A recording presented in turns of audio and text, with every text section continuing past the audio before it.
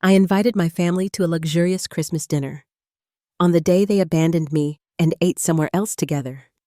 I had dinner alone, crying until my grandson Liam walked into the restaurant and handed me an envelope. When I opened it, that key and DNA test changed everything. I'm glad to have you here. Follow my story until the end and comment the city you're watching from so I can see how far my story has reached. I spent 4 days preparing for what I thought would be our first real Christmas dinner together in years. The reservation at Whitestone Bistro wasn't cheap, $900 for our table, but I didn't care. At 69, I'd learned that time with family is worth any price, or so I believed. The irony wasn't lost on me that I was trying so hard to bring together people who barely tolerated my presence the rest of the year. But George had been gone for 6 months now, and the holidays felt impossibly heavy without him. I needed my family around me, needed to feel like I still mattered to someone. I chose my outfit carefully that morning. The burgundy dress George always said brought out my eyes. The diamond bracelet he'd given me for our 46th anniversary. My hands shook slightly as I fastened the clasp. I told myself it was excitement, not anxiety. But deep down, I knew better. The calls started coming in around 3:00, just as I was getting ready to leave for the restaurant. "Mom, I'm so sorry." Karen's voice was sickeningly sweet through the phone. "Olivia came down with something, and we can't risk exposing everyone. You understand, right?" My daughter had perfected that tone over the years. The one that sounded caring, but felt dismissive. Olivia was my granddaughter, Karen's youngest, and supposedly my pride and joy, though I hadn't seen her in months. "Of course, dear," I heard myself saying. "Is there anything I can do to help?" No, we'll be fine." Rain check? Rain check? As if family dinners were tennis matches to be rescheduled at convenience. 20 minutes later, my son David called. "Mom, listen. I'm stuck at the office. This deal is falling apart and I need to stay and fix it. You know how it is. I knew how it was." David's deals were always more important than his mother. They had been for 30 years. "What about Jennifer and the kids?" I asked, referring to his wife and my other grandchildren. "They're actually helping Karen with Olivia. You know, trying to keep the kids occupied while she's sick." Something cold settled in my stomach. "They're all together." A pause. "Well, yeah, but just for a few hours." "Nothing planned or anything." "Nothing planned." "Right." The final call came from my youngest Brian. His excuse was the most creative yet. His car had broken down and AAA couldn't get to him for hours. He was stranded. "So sorry. Maybe next time." I sat in my living room, still in my burgundy dress, staring at my phone. 3 children, 3 excuses, all delivered within an hour of each other. The coordination was almost impressive in its cruelty, but I'd already paid for the reservation. The dress was already on, and sitting alone in my apartment felt worse than sitting alone in public, so I drove to the restaurant anyway. Whitestone Bistro was everything I'd hoped it would be, elegant, warm, buzzing, with families celebrating together. The hostess looked at me with barely concealed pity as I explained that yes, it would just be me at the table for 6.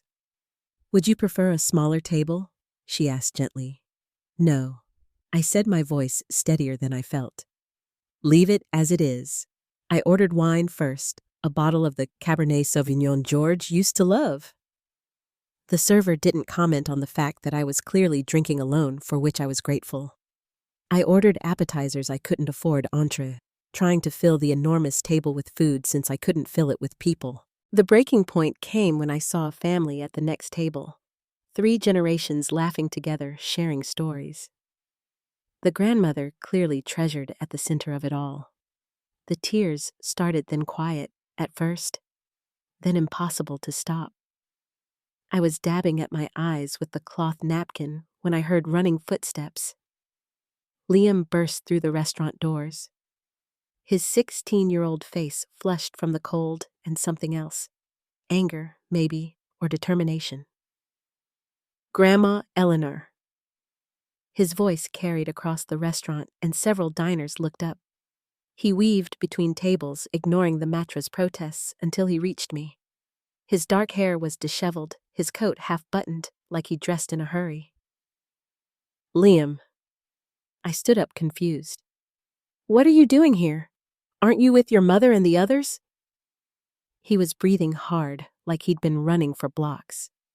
In his hand was a manila envelope, thick and official-looking. His eyes were bright with tears he was trying not to shed.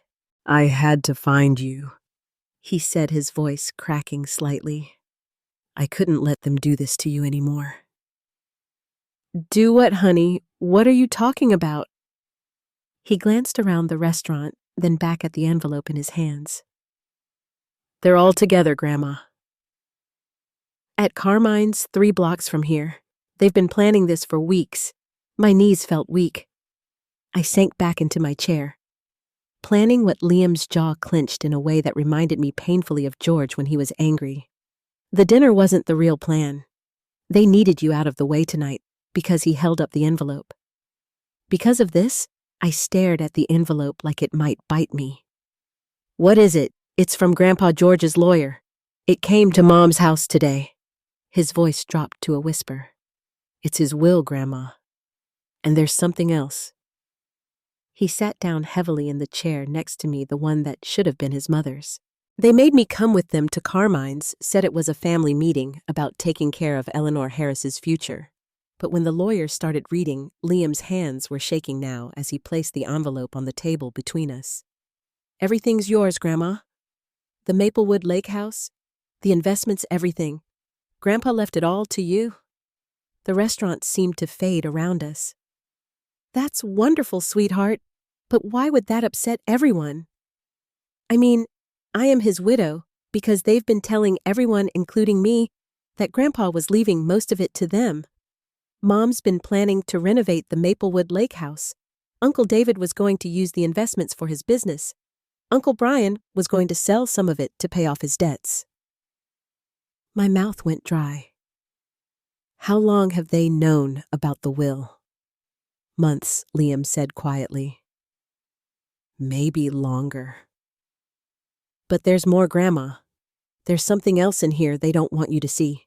He reached into the envelope and pulled out what looked like laboratory results. "It's a DNA test, Grandma. Grandpa had it done before he died."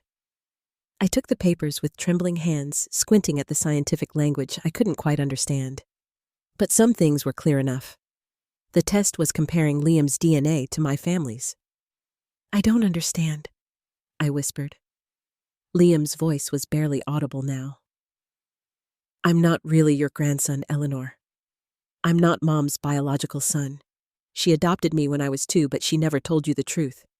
She's been using me all these years to get money from you and Grandpa, pretending I was blood family." The papers fluttered from my hands to the floor. The wineglass tipped over, red liquid spreading across the white tablecloth like blood. Everything I thought I knew about my family, about my life, was crumbling around me. But as I looked at Liam, this boy who had run through the streets to find me, who had chosen truth over the lies that had sustained him for 16 years, I realized something else was beginning.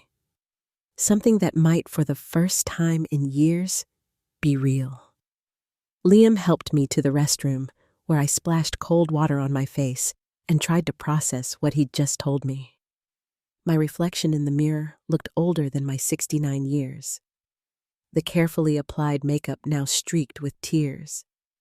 But my eyes looked different somehow. Awake, maybe for the first time in years. When we returned to the table, I made Liam eat something while he told me the whole story. His voice was steady now, like he'd been holding this secret for so long that finally sharing it was a relief. The lawyer's office was nothing like I expected. He began picking at the breadbasket. Mr. Whitman had this huge mahogany desk and all these legal books everywhere. Mom. Uncle David and Uncle Brian were sitting there looking so confident, like they already knew what they were going to inherit. I poured myself another glass of wine. my hands steadier now. How long have they known about the will reading?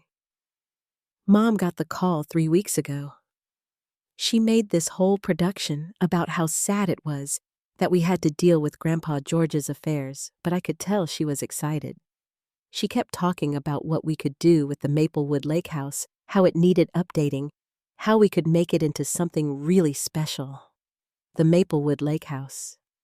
George and I had bought it 30 years ago as our retirement dream. We'd spent every summer there, reading on the porch, swimming in the lake, planning our golden years together.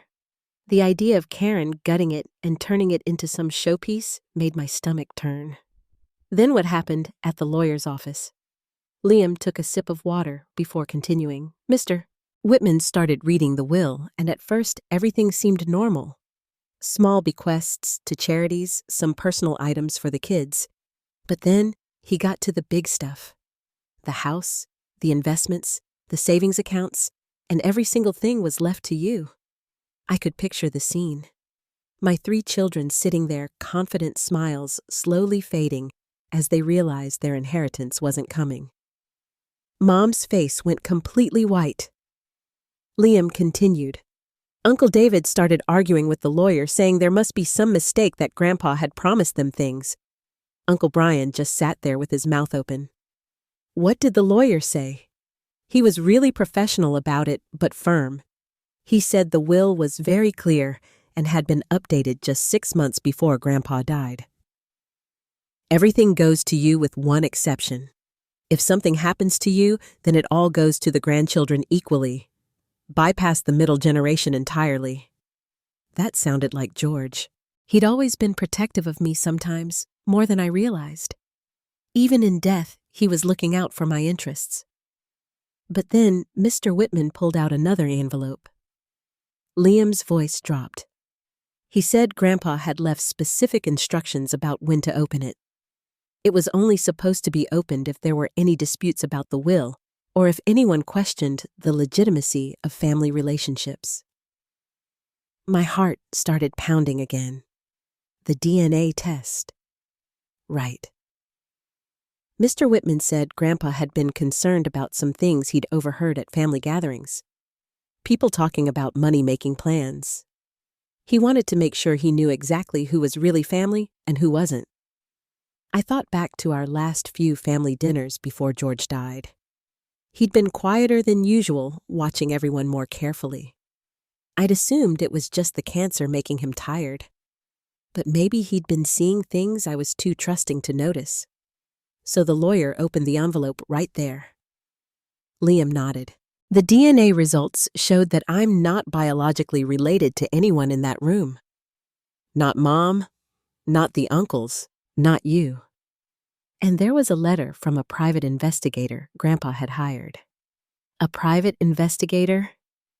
Yeah, apparently, Mom had been lying about my adoption for 16 years. The story she told everyone, that I was the son of some distant cousin who died in a car accident. It was all made up. She got me through an informal adoption from a teenage mother who couldn't keep me. There are no blood ties to your family at all. I sat back in my chair, feeling like I'd been punched. But why would she lie about that Liam's laugh was bitter, far too old for his 16 years? Money, Grandma, it's always been about money. Mom figured out early that you and Grandpa were suckers for cousin stories, especially ones involving children. So she created the perfect cousin story, the orphaned great-nephew who needed a loving home. The pieces started falling into place. All those times Karen had called asking for help with Liam's expenses, his school clothes, sports equipment, summer camps, tutoring. I'd written check after check, happy to help my grandson have opportunities. How much do you think they got from us over the years? I asked. The investigator's report had numbers. Just for my expenses alone. School clothes activities, medical bills probably close to $220,000 over 16 years. But that doesn't count all the other stuff. What other stuff? Liam hesitated, like he was afraid to hurt me more. The times Mom said you were having memory problems and needed help managing your finances. the loans Uncle David needed for his business ventures, Uncle Brian's gambling debts that were supposedly family emergencies. Each revelation was like another weight settling on my chest. They've been planning this for years, decades. Mom used to coach me on what to say when we visited you and Grandpa. How to act grateful. How to mention things I needed. How to make you feel important and generous. I thought it was just normal family stuff until tonight. I looked at this boy, this young man who wasn't my grandson, but who had risked everything to tell me the truth. What happened after the lawyer finished reading? They went crazy. Mom started screaming that there had to be some mistake, that Grandpa was senile when he wrote the will. Uncle David was on his phone with his lawyer before we even left the office. Uncle Brian just kept saying, "This isn't fair," over and over. And you? Liam met my eyes directly. I sat there thinking about all the times you hugged me and told me you loved me. All the birthday cards with money in them, the Christmas presents you couldn't really afford, the way you always asked about my grades and my friends like you really cared. And I realized that even if we're not blood-related, you've been more of a real grandmother to me than anyone else in that family has been real family. My throat closed up. Liam. They didn't even notice when I left. They were too busy planning how to contest the will, how to prove Grandpa was incompetent, how to get what they think they deserve. Mom was already talking about hiring her own lawyer. So you came here. I took the subway and ran the last 8 blocks. I couldn't let them do this to you anymore, Grandma. You've been alone enough. Looking at Liam across the table, his earnest face still flushed from running through the cold night to find me, I felt something I hadn't experienced in months. Not just love, but hope. Maybe real family wasn't about blood after all. Maybe it was about showing up when it mattered. But as I reached across to squeeze his hand, I couldn't shake the feeling that tonight's revelations were just the beginning. If my children had been lying about Liam for 16 years, what else had they been hiding? And more importantly, what else were they willing to do to get their hands on George's money? The cab ride to my apartment was quiet, both of us lost in our own thoughts. Liam sat clutching the manila envelope like it contained explosives, which in a way, I suppose it did. Every few blocks, he'd glance at me with this worried expression, like he was afraid I might suddenly decide he was the enemy too. "You can stay the night," I told him as we pulled up to my building. "We'll figure everything else out tomorrow." He nodded gratefully. "Mom's probably wondering where I am by now." Let her wonder. Inside my small apartment, I made tea while Liam sat at my kitchen table, finally allowing himself to relax.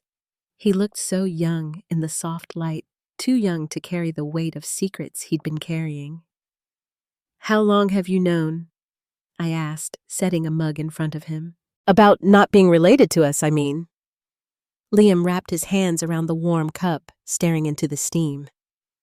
"I've suspected for years, but I only found out for sure tonight. There were always little things that didn't add up, like what medical stuff mostly. When I was 12, I needed surgery for my appendix. The doctors kept asking about family medical history, and Mom would get this panicked look every time. She'd make up different stories. Sometimes she'd say, "My biological parents died too young to know their medical histories." Other times, she'd claim I inherited certain traits from your side of the family, but her stories never matched up. I thought about all the times I'd looked at Liam and marveled at how different he was from the rest of us. His dark hair when we were all fair, his height when we were average, his artistic talents when no one else in the family could draw a straight line. And then there was the way she talked about my adoption when she thought I couldn't hear her. Liam continued. She'd be on the phone with Uncle David or Uncle Brian, and I'd catch fragments of conversations, things like, "As long as he doesn't find out," or, "It's working better than we planned." That must have been terrifying for a child. It was confusing more than scary at first. I didn't understand what they were planning or why it mattered if I found out about my adoption. Lots of kids are adopted, right? But as I got older, I started noticing the pattern. What pattern? Liam took a sip of tea before answering. Every time you and Grandpa were generous, every birthday check, every Christmas gift, every time you paid for something I needed, Mom would get this satisfied look, like she'd accomplished something. And she'd always make sure I called to thank you personally. Coached me on exactly what to say to make you feel good about helping. My heart ached thinking about this little boy being taught to manipulate people who loved him. Did you understand what was happening? Not really. Not until I was older. When I was little, I just thought that's how families worked. But around 13 or 14, I started paying more attention to how Mom talked about money. How she'd time her requests for help. How she'd bring me along when she wanted to ask you and Grandpa for something. She used you as emotional leverage. Exactly. She'd have me wear my school uniform when we visited if she wanted to talk about tuition costs. She'd make sure I mentioned if I needed new clothes or sports equipment. She'd even coach me to look sad if she was planning to ask for money for some emergency. I sat down my teacup harder than I intended, anger rising in my chest. That's despicable. The worst part was that I genuinely loved spending time with you and George. Those weren't fake feelings, even if the circumstances were orchestrated. You two were the only adults in my life who seemed to care about what I was thinking and feeling, not just what I could do for you. That broke something inside me. This boy had been starved for genuine affection while being used as a tool for financial manipulation.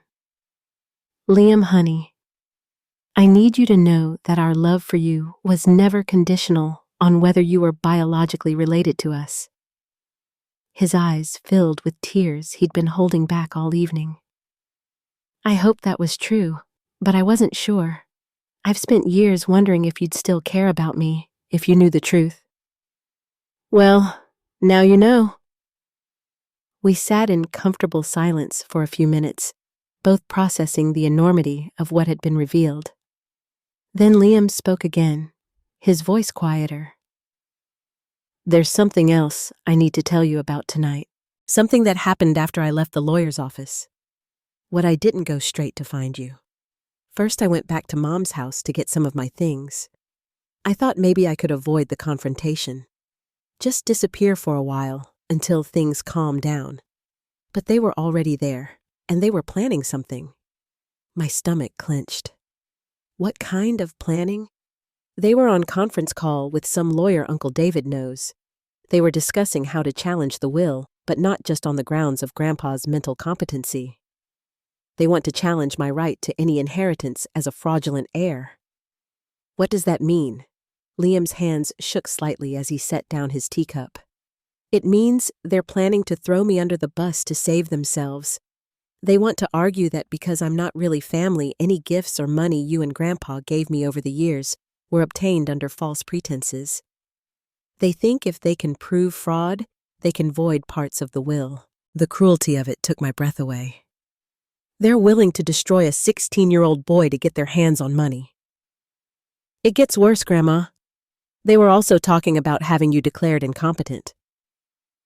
What Uncle David was saying, that your poor judgment in continuing to support me after learning the truth about my adoption could be evidence of diminished mental capacity.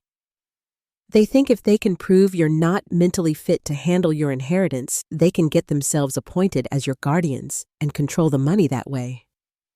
I felt like the walls were closing in around me.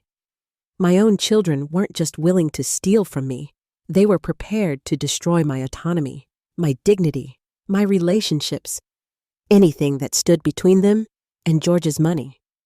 Did they see you listening? No, I was in my room with the door cracked.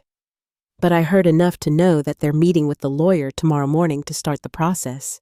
Mom was talking about finding doctors who would testify about your mental state. Uncle David was researching guardianship laws, and Uncle Brian was already calculating how to divide the inheritance once they get control of it. And what about you? What happens to you in their plan? Liam's smile was bitter and far too mature for his age. I become the victim they're protecting you from. The con artist who manipulated a poor old woman out of her money. They're planning to paint themselves as the loving children who discovered the fraud and stepped in to save their mother from further exploitation. The beautiful thing about hitting rock bottom, I realized, is that you finally stopped being afraid of falling. My children had revealed themselves to be capable of any betrayal, any cruelty in service of their greed. There was nothing left for them to take from me except my dignity, and I'd be damned if I'd let them have that too. Liam, I said, my voice steadier than it had been all evening. How would you feel about helping me beat them at their own game? For the first time since he'd burst into the restaurant, Liam smiled a real smile full of hope and determination. I'd feel like finally someone in this family is fighting back. Good, I said, reaching for George's address book, because tomorrow we're going to pay a visit to Mr. Whitman ourselves, and then we're going to that Maplewood Lake house to see what other surprises George might have left for us. What I didn't tell Liam was that I was already forming a plan that would give my children exactly what they deserved, and it wouldn't require me to sink to their level to do it. George had always been 3 steps ahead of everyone else. If I knew my husband, this inheritance was just the beginning of the protection he'd built around me.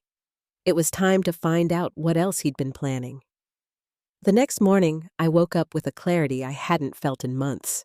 Liam was still asleep on my couch, curled up under George's old Afghan, looking peaceful for the first time since I'd known him. I made coffee quietly and called Mr. Whitman's office as soon as it opened. Mrs. Eleanor Harris, his secretary said warmly. Mr. Whitman was hoping to hear from you. Can you come in this morning? He has some additional documents your husband left with specific instructions about when to release them.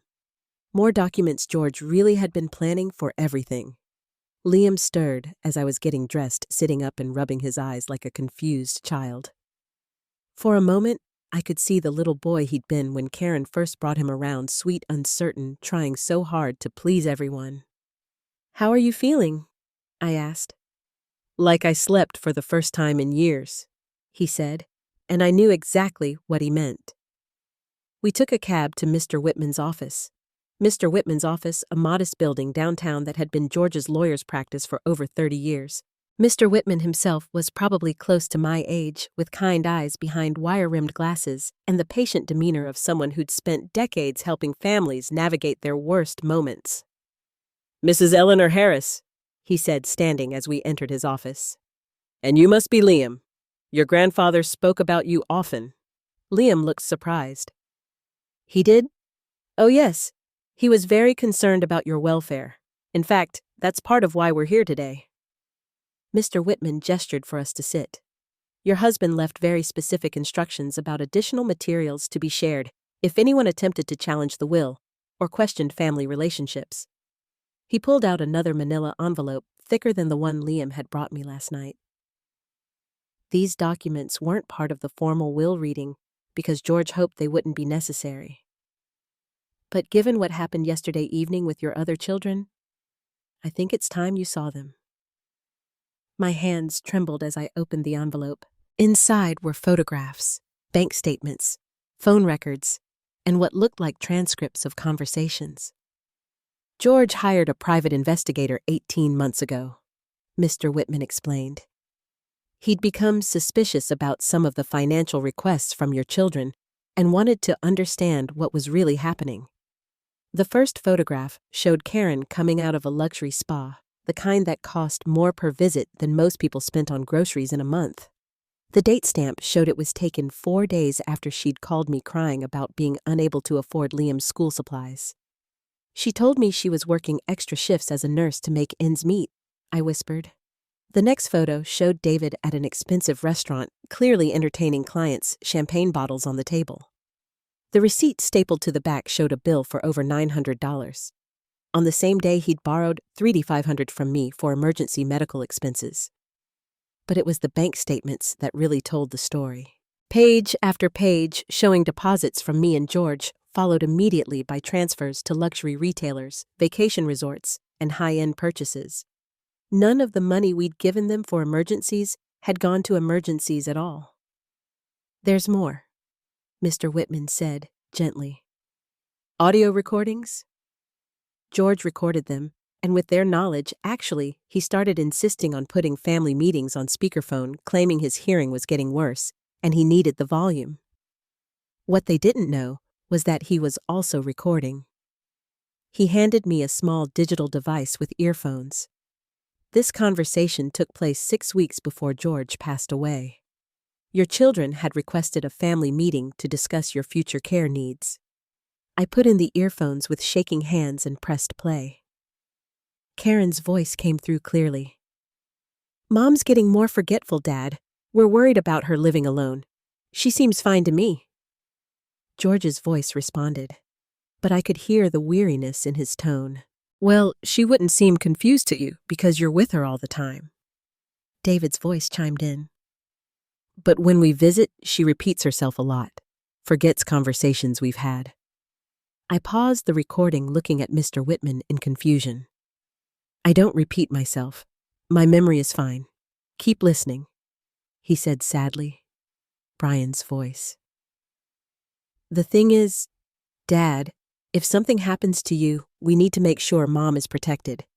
Maybe we should start getting more involved in her finances now, while you're still here to help transition things." "What kind of involvement?" George asked again. "Just basic stuff. Maybe she could add one of us to her bank accounts.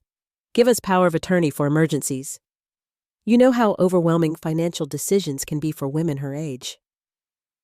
"Women her age? I was 69 at the time, not 90. She's perfectly capable of managing her own affairs," George said firmly. "Of course she is, right now," David responded smoothly.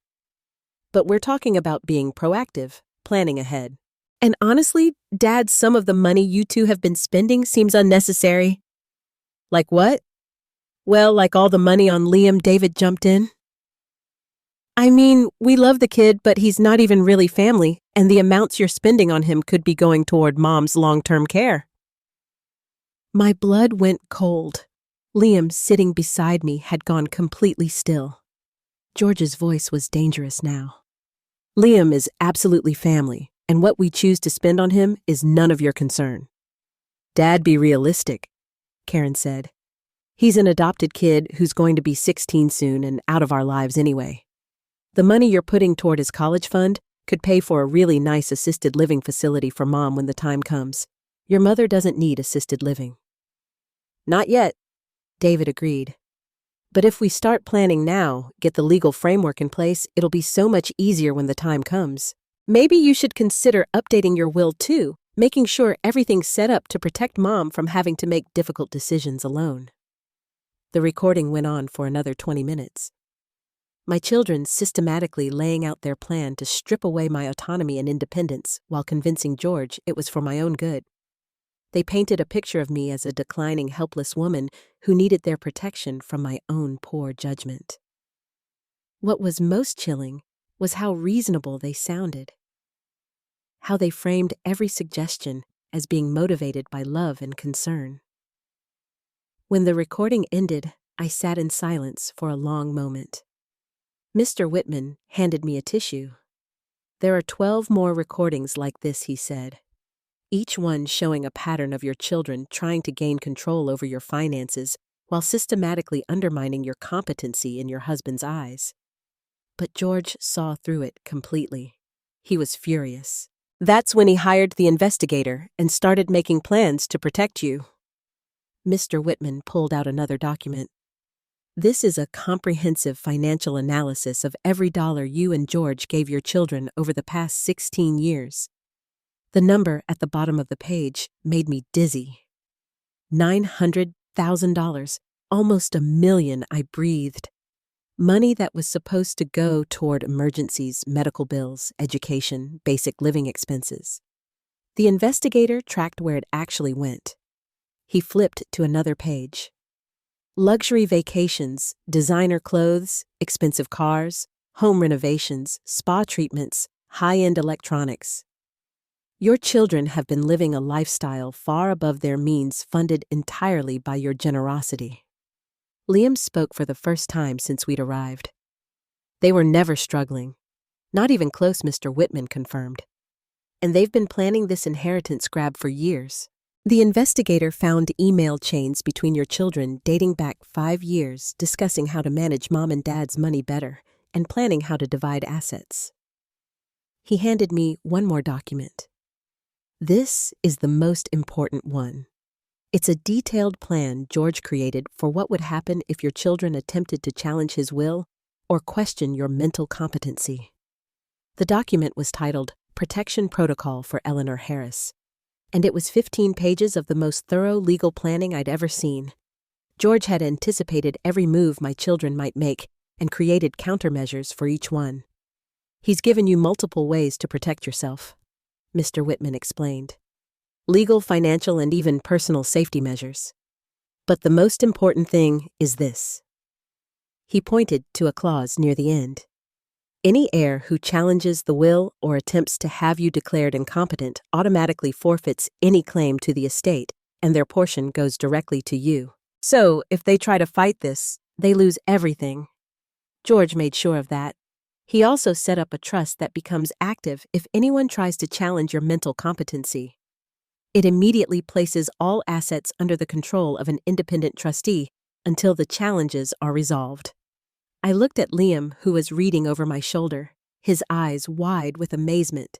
Your grandfather really did think of everything, Mr. Whitman said, but there's one more thing. He left you a letter to be opened only after you'd seen all this evidence. He handed me a sealed envelope with George's handwriting for my beloved Eleanor. When you're ready to fight back. As I tore open the envelope, I realized that George hadn't just left me an inheritance. He'd left me the tools to reclaim my life and protect the people who truly mattered. Like the young man sitting beside me, who'd risked everything to tell me the truth.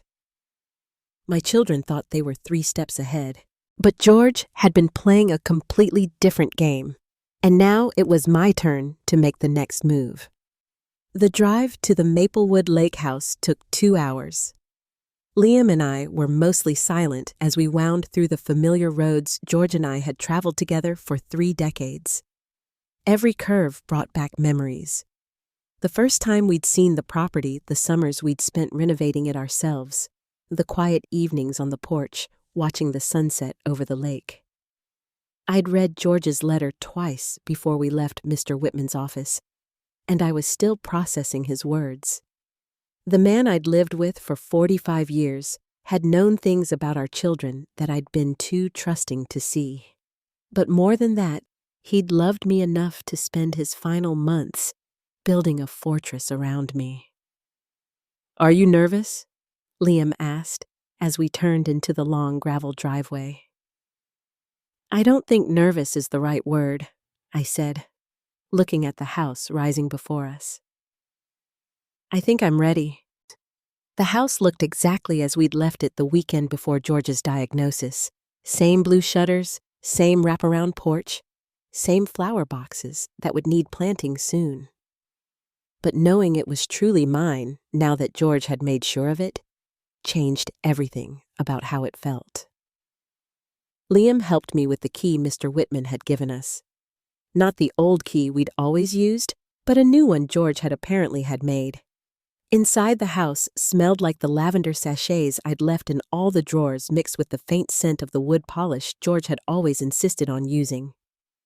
It's beautiful, Grandma, Liam said, looking around the main room with its stone fireplace and walls lined with books.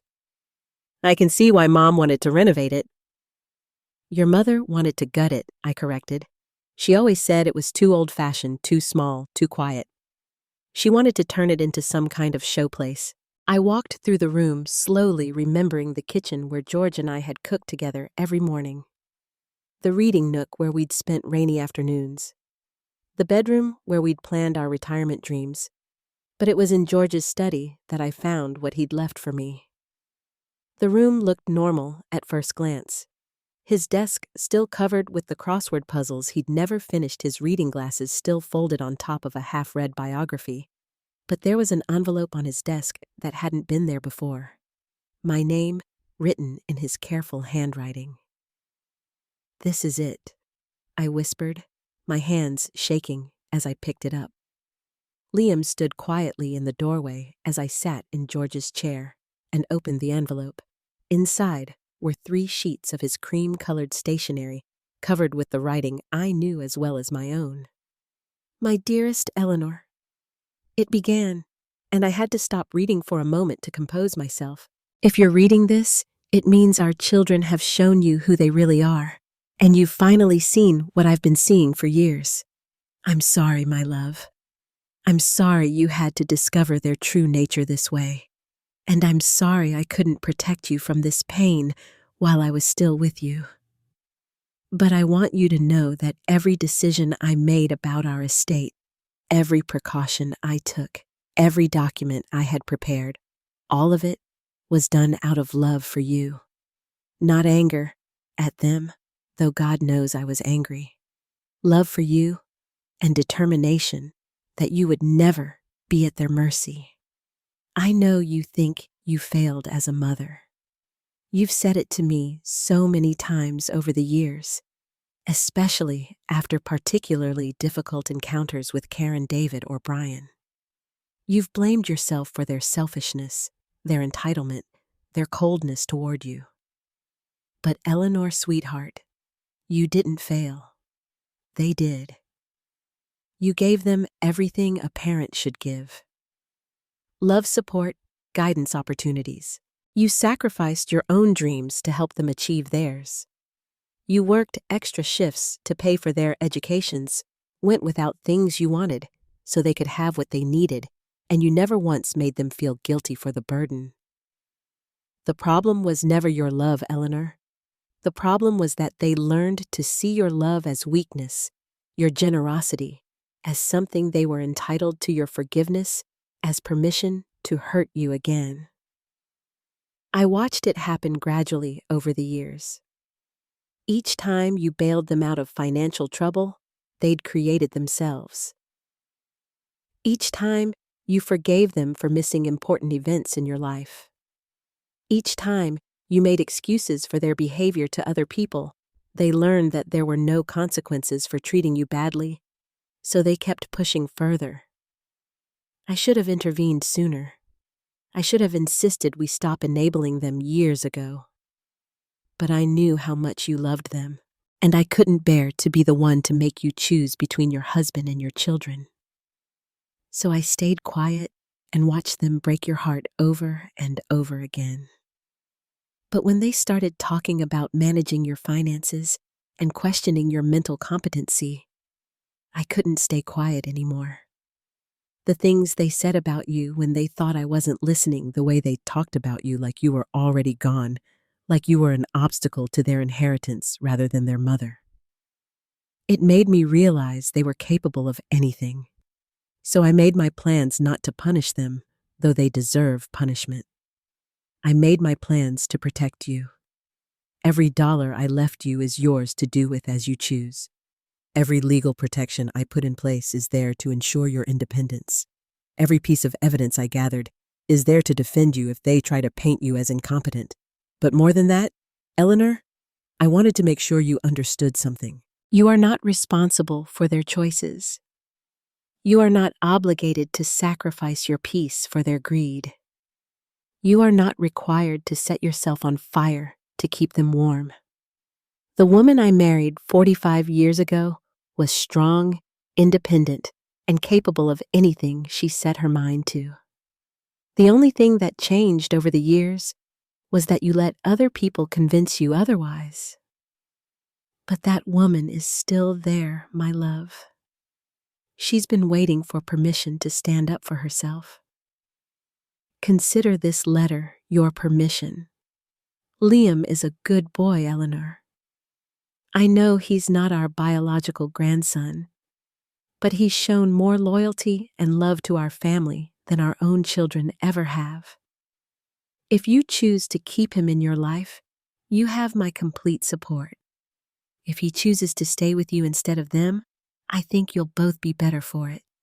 I've left some additional funds in a separate account for his education. Not because he's entitled to it by blood, but because he's earned it by being the kind of person our actual grandchildren never learned to be. The account information is in the safe behind my diploma. The combination is your birthday. There's also something else in the safe that I want you to have. It's a deed to the lot next to this house. I bought it 6 years ago, thinking we might want to build a guest cottage someday. I never told you, because I wanted it to be a surprise for our 51st anniversary. We won't make it to 51 years together, but I want you to have it anyway. Build something beautiful there, Eleanor. Build something that's entirely yours.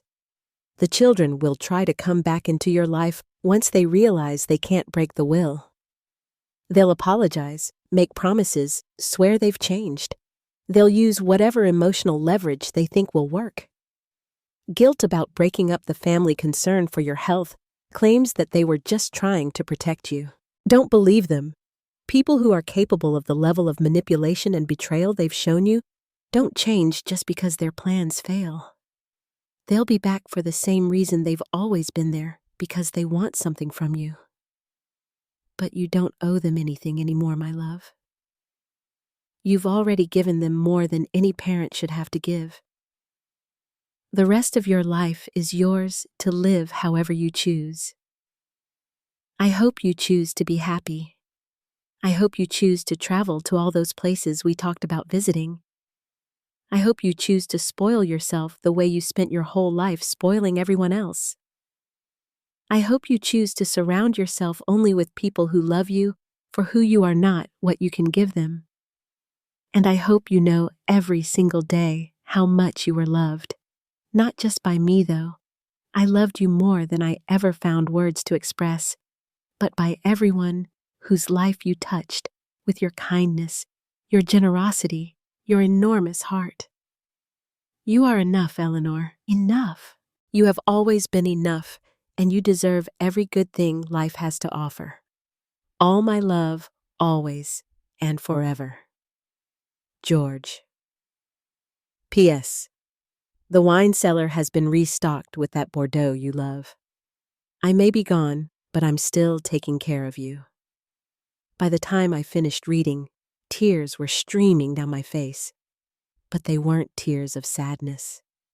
They were tears of relief, of recognition, of feeling truly seen and loved for the first time in years. Liam had quietly entered the room and was sitting in the chair across from the desk, his own eyes wet with tears. "He really loved you," he said softly. "He really did." I folded the letter carefully and held it against my chest, and he was right about everything. I looked around George's study at the safe behind his diploma at the windows overlooking the property that was now truly mine. For the first time since his death, I felt George's presence not as a loss, but as a gift. He was still protecting me, still guiding me, still loving me. And he'd given me everything I needed to finally stand up for myself. "Come on," I said to Liam, standing up with more energy than I'd felt in months. "Let's see what else your grandfather left us." But first, I had some phone calls to make. 3 phone calls, actually, to 3 people who were about to learn that their mother was not the weak, manipulable woman they thought she was. It was time to show them exactly who they'd been dealing with all these years. 6 months later, I stood on the porch of the Maplewood Lake House, watching Liam graduate from the local high school. He'd transferred for his senior year, claiming he wanted a fresh start, but I knew the real reason. He wanted to stay with me, and I wanted him to stay too. The guest cottage George had dreamed of was almost finished, rising from the lot next to the main house, like something out of a fairy tale. Liam had designed it himself. He'd always been artistic, though his mother had never encouraged that side of him. It would be his space when he left for college in the fall, but also his home base for whenever he wanted to come back, because this was home now for both of us. The phone calls I'd made that day in George's study had been brief and final. 3 conversations that ended 41 years of being taken for granted, manipulated, and treated like an ATM instead of a mother. Karen had cried, of course. Tears had always been her favorite weapon. "Mom, you can't be serious. We're family. Families forgive each other." "You're right," I'd told her.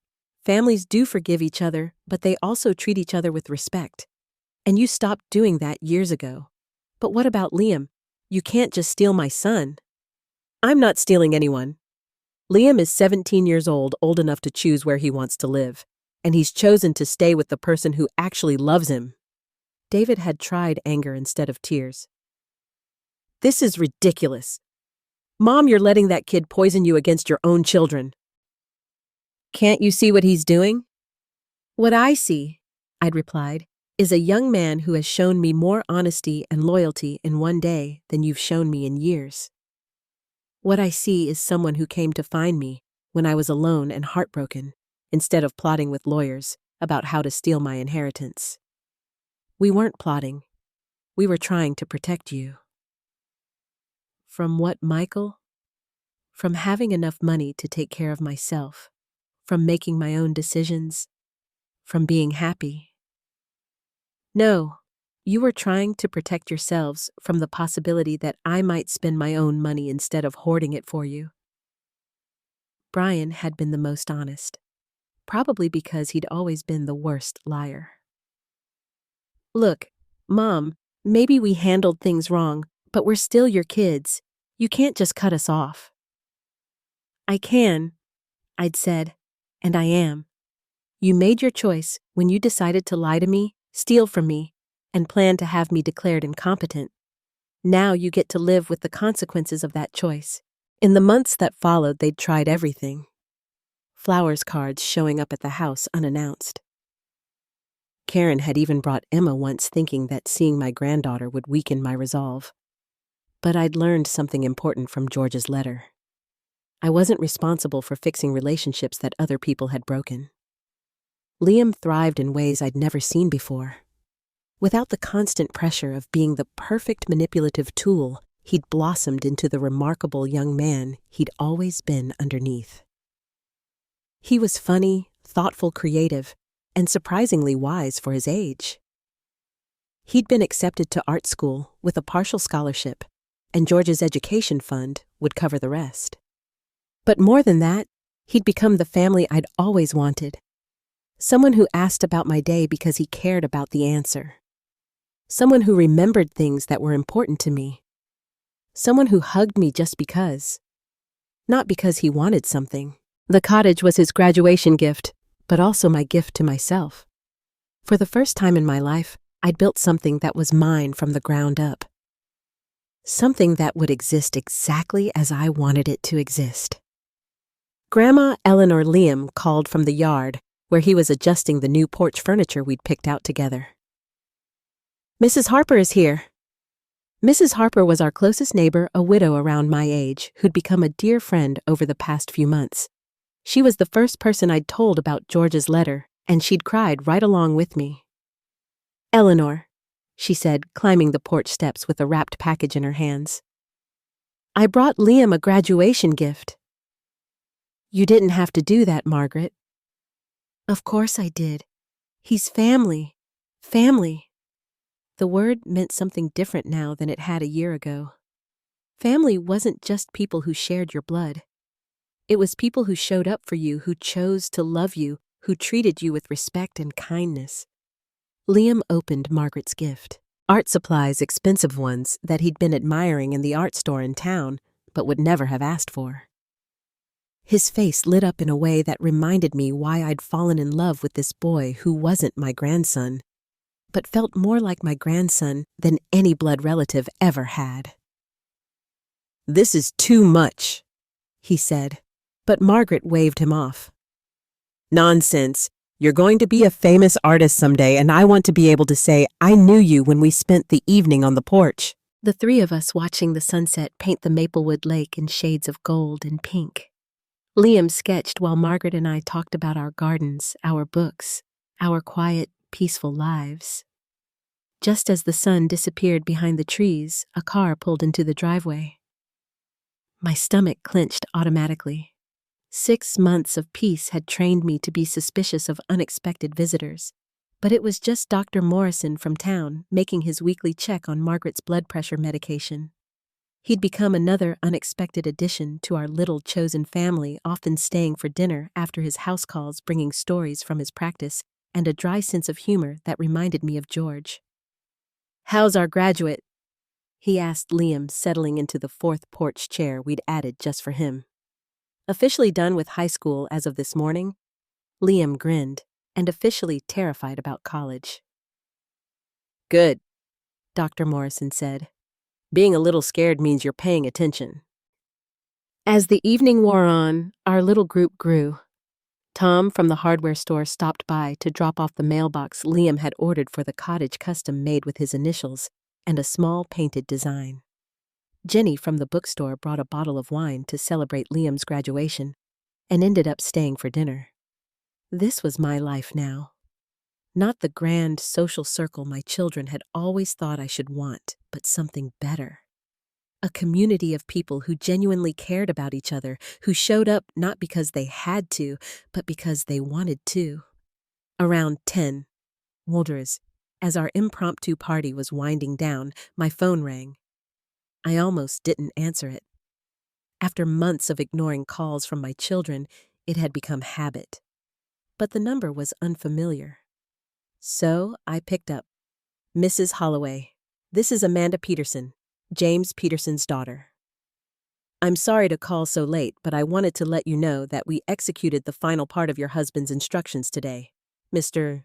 Peterson had passed away 2 months ago, and his daughter had taken over his practice." She'd been handling the last details of George's estate planning. "What instructions?" "The charitable donations. Your husband set up a fund to be distributed to local charities 6 months after the will was finalized, assuming there were no successful challenges to its terms. Since your children's legal challenges were dismissed, we were able to distribute the funds today." "How much?" $250,000. Mrs. Holloway split between the Children's Hospital, the Women's Shelter, and the literacy program at the library. Your husband left specific instructions that the donations be made in your name. In my name. Even in death, George was making sure people knew that I was a woman of substance, a woman who gave back to her community, a woman worthy of respect. After I hung up, I sat quietly for a moment, watching Liam help Margaret down the porch steps to Dr. Morrison's car. Jenny was packing up leftover cake to take home to her teenage daughter. Tom was telling some elaborate story that had everyone laughing. This was George's final gift to me. Not just the money or the house or the legal protections, but the permission to build a life that made me happy. Permission to stop trying to earn love from people who were incapable of giving it, and to accept love from people who offered it freely. Liam came back up onto the porch and sat in the chair next to mine. "Good day," he asked. "The best?" I said, and meant it. "Grandma Eleanor," he said quietly. "I know I'm not really your grandson. I know the DNA test proved that, but you're the realest family I've ever had." I reached over and took his hand. This young man who'd risked everything to tell me the truth, who'd chosen me when choosing me, cost him everything else he'd known. "Liam," I said, "blood doesn't make family. Love makes family. Choice makes family. Showing up makes family. And you've been more family to me than anyone else in my life." We sat in comfortable silence, watching the stars reflect on Maplewood Lake, listening to the peaceful sounds of the night. Tomorrow, Liam would start packing for college. In the fall, I'd drive him to school and help him move into his dorm room, just like any proud grandmother would do. And when he came home for holidays, it would be to this house, to this life we'd built together, to this family we'd chosen. My children would probably keep trying to come back into my life, They'd probably show up at holidays, claim they'd changed, try to guilt me into forgiveness. But I had George's letter in my dresser drawer, and I read it whenever I needed reminding of who I was and what I deserved. I deserved peace. I deserved respect. I deserved to be loved for who I was, not what I could provide. And sitting here on this porch surrounded by people who saw me clearly and loved me anyway, I finally had all three. The lake was perfectly still, reflecting the stars like a mirror. Everything was exactly as it should be. Everything was exactly as George had planned it to be. And for the first time in years, I was exactly who I was meant to be. Now I'm curious about you who listened to my story. What would you do if you were in my place? Have you ever been through something similar? Comment below. And meanwhile, I'm leaving on the final screen 2 other stories that are channel favorites, and they will definitely surprise you. Thank you for watching until here.